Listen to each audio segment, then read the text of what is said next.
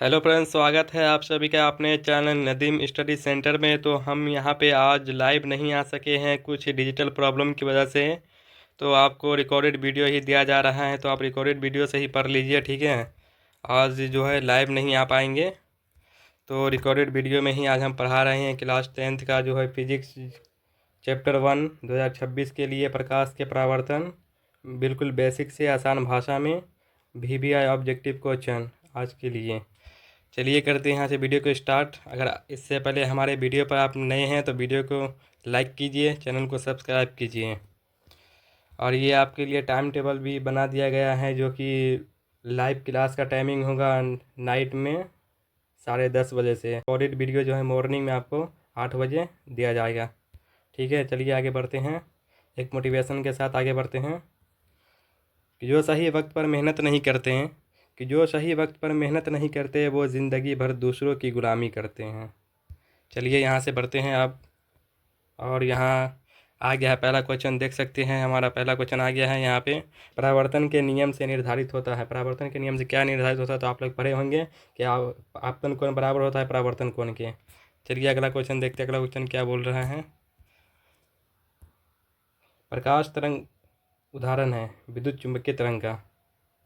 आगे देखिए आगे क्या बोल रहा है। दर्पण के सामने किसी भी दूरी पर स्थित वस्तु का प्रतिबिंब सीधा प्रतीत होता है, वह दर्पण होगा। वह दर्पण क्या होगा, या तो समतल होगा या तो उत्तल होगा, दोनों इसका राइट आंसर होगा। D is the right answer. चलिए अगला क्वेश्चन देखिए, अगला क्वेश्चन क्या बोल रहा है कि निम्नलिखित में से किस माध्यम में प्रकाश की चाल सबसे अधिक होती है। किस माध्यम में सबसे अधिक प्रकाश की चाल होती है, तो आप लोग पढ़े होंगे निर्वात में सबसे अधिक होती है, कांच में सबसे कम होती है। चलिए अगला क्वेश्चन देखते हैं, अगला क्वेश्चन क्या बोल रहा है। अगला क्वेश्चन कह रहा है कि प्रकाश किरणें गमन करती है, तो प्रकाश की किरणें कैसे गमन करता है, राइट आंसर क्या होगा, ए इज द राइट आंसर, सीधी रेखा में। तेलीय कागज होता है, तेलीय कागज क्या होता है, पारदर्शक, अपारदर्शक या पारभाषक, तो आपका राइट आंसर सी, पारभाषक इज द राइट आंसर। चलिए अगला क्वेश्चन देखते हैं, अगला क्वेश्चन क्या बोल रहा है। और ये क्वेश्चन देखिए कितने बार पूछा गया, 2024, 15, 2020, 21, कितने बार पूछा गया है ये। प्रकाश के परावर्तन के कितने नियम होते हैं, प्रकाश के परावर्तन के कितने नियम होते हैं, राइट आंसर क्या होगा, B is the right answer, 2। चलिए अगला क्वेश्चन देखते हैं। समतल दर्पण द्वारा बना प्रतिबिंब होता है, समतल दर्पण द्वारा बना प्रतिबिंब कैसा होता है, हमेशा काल्पनिक होता है, B is the right answer. अगला क्वेश्चन देखिए, अगला क्वेश्चन क्या बोल रहा है। किरणपुंज समतल दर्पण पर आपतित पड़ती है, परावर्तित किरणपुंज क्या होगी। जब आपतित किरण अभिसारी है तो परावर्तित किरण भी अभिसारी ही होगी, b is the right answer. चलिए अगला क्वेश्चन देखते हैं, अगला क्वेश्चन क्या बोल रहा है कि किसी समतल दर्पण द्वारा आवर्धन होता है, समतल दर्पण द्वारा आवर्धन +1 होता है, हमेशा याद रखिएगा, +1 इज द राइट आंसर। चलिए अगला क्वेश्चन देखते हैं, अगला क्वेश्चन क्या है।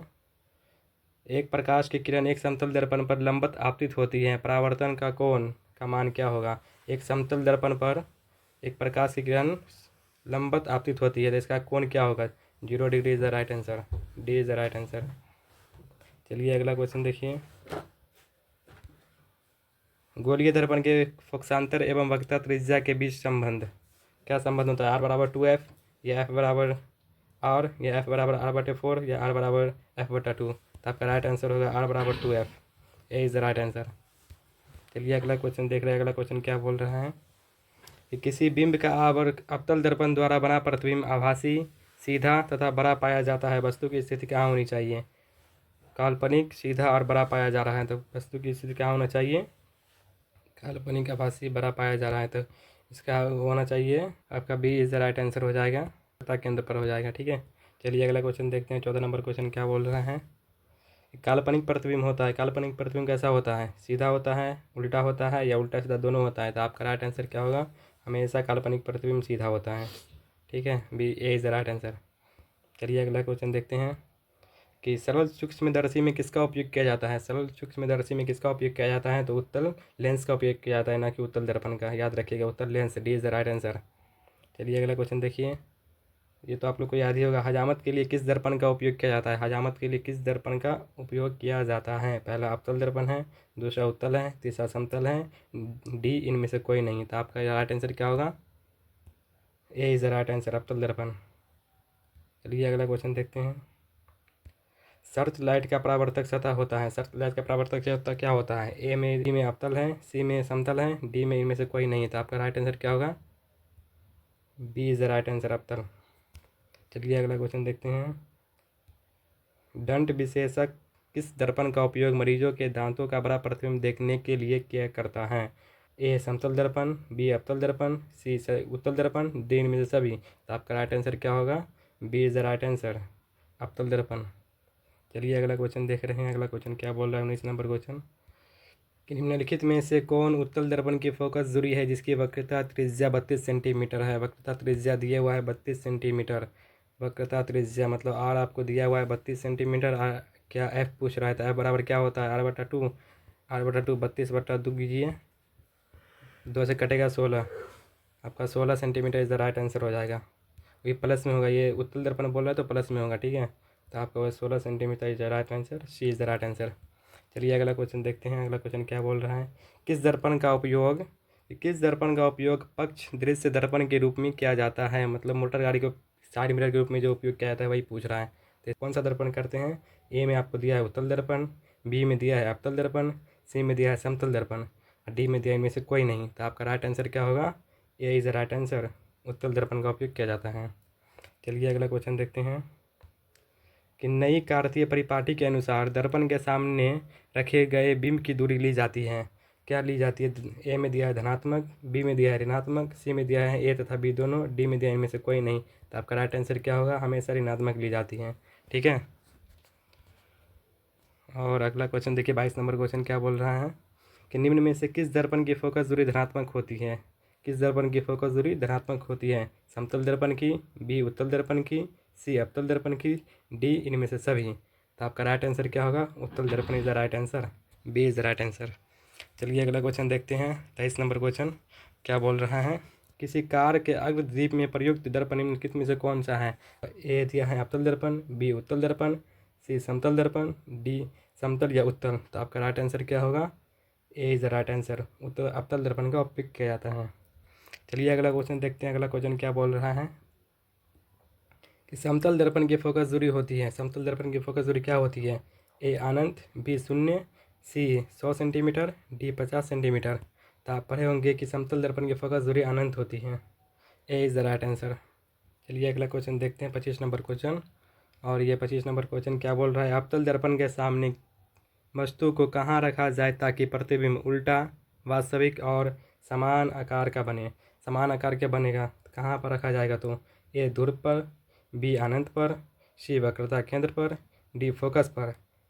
अवतल दर्पण के सामने वस्तु को कहाँ रखा जाए ताकि प्रतिबिंब उल्टा, वास्तविक और समान आकार का बने? तो आपका राइट आंसर क्या होगा?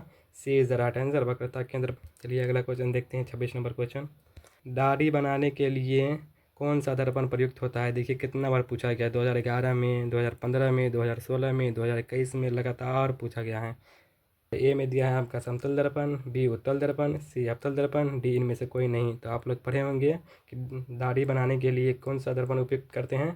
तो अवतल दर्पण, सी इज द राइट आंसर। उत्तल दर्पण में बना काल्पनिक प्रतिबिंब होता है, क्या होता है? ए में सीधा एवं आवर्धित, बी उल्टा एवं आवर्धित, सी सीधा एवं हासित, डी इनमें से कोई नहीं। तो आपका राइट आंसर क्या होगा कि उत्तल दर्पण में बना काल्पनिक प्रतिबिंब क्या होता है?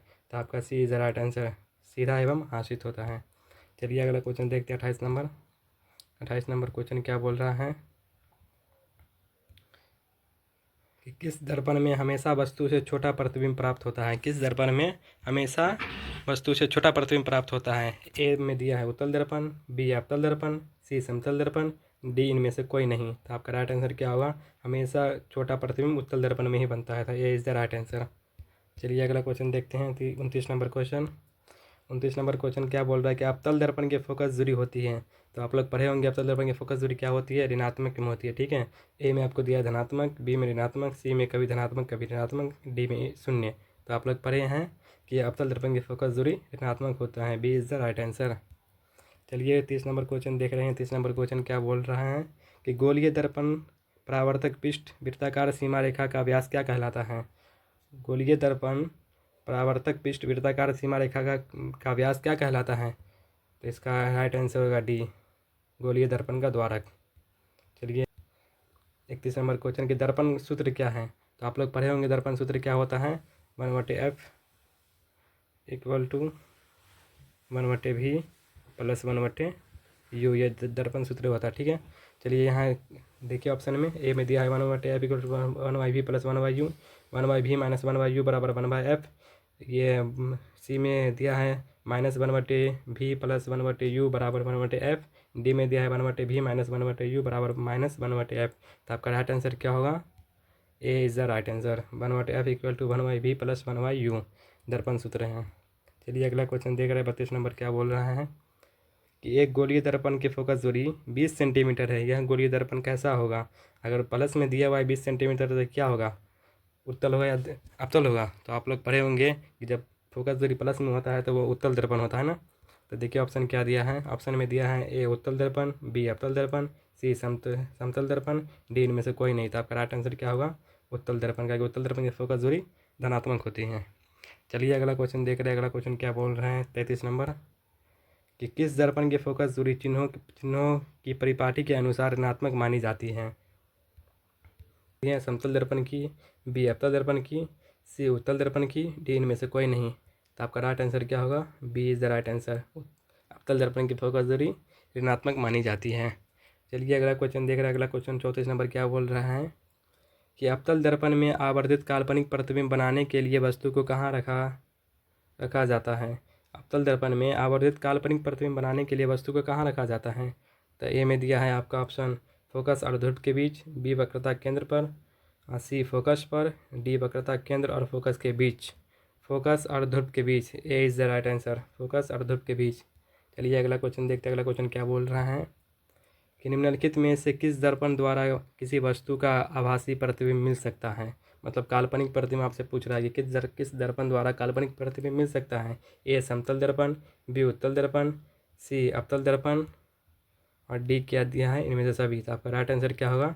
इनमें से सभी, क्योंकि सभी में से जो है काल्पनिक प्रतिबिंब मिल सकता है। ठीक है, चलिए अगला क्वेश्चन देखते हैं। 36 नंबर क्वेश्चन क्या बोल रहा है कि फोकस दूरी 20 सेंटीमीटर के अवतल दर्पण की वक्रता त्रिज्या क्या होगी? आपको एफ दिया हुआ है 20 सेंटीमीटर और आपको आर पूछ रहा है। तो आर बराबर क्या होगा? 2f। इसको गुना कीजिए 2 गुने 20, 40 centimetre is the right answer. आपका सी इज़ द राइट आंसर होगा। चलिए अगला क्वेश्चन देख रहे हैं। अगला क्वेश्चन क्या बोल रहा है 37 नंबर कि आँख, नाक, गला के चिकित्सक के द्वारा उपयोग में लाया जाने वाला दर्पण कौन सा है? तो आप ए में ऑप्शन है उत्तल दर्पण, बी अवतल दर्पण, सी समतल दर्पण, डी इनमें से कोई नहीं। तो आप पढ़े होंगे इसका राइट आंसर क्या होगा? B is the right answer, अवतल दर्पण। चलिए अगला क्वेश्चन देख रहे हैं 38 नंबर। 38 नंबर क्या बोल रहा है कि उत्तल दर्पण में आवर्धन का महत्व क्या होता है? उत्तल दर्पण में आवर्धन का महत्व क्या होता है? तो आपका राइट आंसर क्या होगा? सी 1/2 इज़ द राइट आंसर। चलिए अगला क्वेश्चन देख रहे हैं। अगला क्वेश्चन क्या बोल रहा है कि अवतल लेंस द्वारा प्राप्त प्रतिबिंब होता है। अवतल लेंस द्वारा प्राप्त प्रतिबिंब क्या होता है? ए में छोटा दिया हुआ है, बी में सीधा, सी में आभासी, डी में इनमें से सभी। तो आपका राइट आंसर क्या होगा? इनमें से सभी। चलिए अगला क्वेश्चन देख रहे हैं। 40 नंबर क्या बोल रहा है कि फोकस से ध्रुव की ओर आने पर अवतल दर्पण में आवर्धन का मान क्या होता है? जब फोकस से ध्रुव की ओर आएंगे तो अवतल दर्पण में फोकस का मान क्या होगा? आपका ऑप्शन दिया है ए बढ़ता है, बी घटता है, सी अचर रहता है, डी इनमें से कोई नहीं। तो आपका राइट आंसर क्या होगा? A is the right answer. बढ़ता है। जब फोकस से ध्रुव की ओर पर अवतल दर्पण में आवर्धन का मान बढ़ता है। ठीक है, चलिए अगला क्वेश्चन देख रहे हैं यार, ये लास्ट क्वेश्चन है। इसके बाद आपको पार्ट 2 में इसका अगला वीडियो दिया जाएगा। चलिए 41 नंबर क्वेश्चन क्या बोल रहा है कि एक अवतल दर्पण के प्रधान अक्ष पर चलती चींटी का प्रतिबिंब सीधा तथा बढ़ता जा रहा है। चींटी का गति की दिशा क्या होगी? चींटी की गति की दिशा क्या होगी? ए में दिया हुआ है फोकस से वक्रता केंद्र की ओर, बी में फोकस से ध्रुव की ओर और सी में दिया हुआ है क्या कि ध्रुव से फोकस की ओर और डी में इनमें से कोई नहीं। तो राइट आंसर क्या होगा? B is the right answer, focus से ध्रुव की ओर। तो आज का जो है पार्ट 1 में 42 तक ऑब्जेक्टिव क्वेश्चन आप लोगों के लिए, जो कि काफ़ी महत्वपूर्ण ऑब्जेक्टिव क्वेश्चन है और ये आप लोगों को याद होना चाहिए, आप लोग याद कर लीजिएगा। ठीक है, और हम ये बताना चाह रहे हैं कि आप जो है ना, अभी आप लोगों के पास बहुत बहुत समय है, तो आप लोग जो है ना अपना नोट्स खुद से तैयार कीजिए। अभी जैसे कि हम जो पढ़ा रहे हैं तो ये कॉपी में इसको नोट कीजिए, ऊपर में अपना लिखिए class 10th subject physics chapter 1 all VVI objective question. और ये अपना क्वेश्चन शेप लिखिए, यहाँ जैसे दिया हुआ 41 नंबर क्वेश्चन है तो पूरा क्वेश्चन उतारिए। क्वेश्चन उतारने के बाद जो आपका राइट आंसर है वो आंसर उतारिए और ये नोट्स अपने से बनाते हुए चलिए, तो आगे आपको काम देगा। ठीक है, तो चलिए आप वीडियो को लास्ट करते हैं। और इससे पहले अगर आप हमारे वीडियो पर नए हैं तो वीडियो को लाइक कीजिए, चैनल को सब्सक्राइब कीजिए और ज़्यादा से ज़्यादा वीडियो को शेयर कीजिए। तो आज का सेशन यहीं पर ख़त्म होता है। आई होप कि आप लोगों को वीडियो बहुत अच्छा लगा हो। वीडियो को लाइक कीजिए, चैनल को सब्सक्राइब कीजिए और ज़्यादा से ज़्यादा शेयर कीजिए। तो चलिए मिलते हैं हम आपसे अगली वीडियो में। तब तक आप लोग अपना ध्यान रखिए, मन लगा करके पढ़ाई कीजिए।